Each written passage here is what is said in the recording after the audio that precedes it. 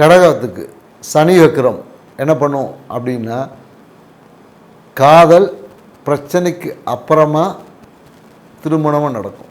So காதல் திருமணம் பிரச்சனைக்கு அப்புறமா திருமணம். ஸோ திருமணம் சார்ந்த விஷயங்களில் சிறு தடைகள் ஏற்பட்டு நடக்கும். ஸோ அதனால் எதிர்பார்ப்பை குறைத்தால் திருமண வாழ்க்கை சிறப்பாக இருக்கும். இந்த சனி வக்ரத்துலேருந்து உங்கள் வாழ்க்கையை சிறப்பாக்கிக்கணும், சிறப்பான பண்ண பிறகுனா நீங்கள் அம்மன் கோயிலில் வேப்பிலை சாற்றை எலுமிச்சங்காயை சூளத்தில் சொருகிட்டு வந்தீங்கன்னா உங்கள் வாழ்க்கை சிறப்பான வாழ்க்கை அமையும்.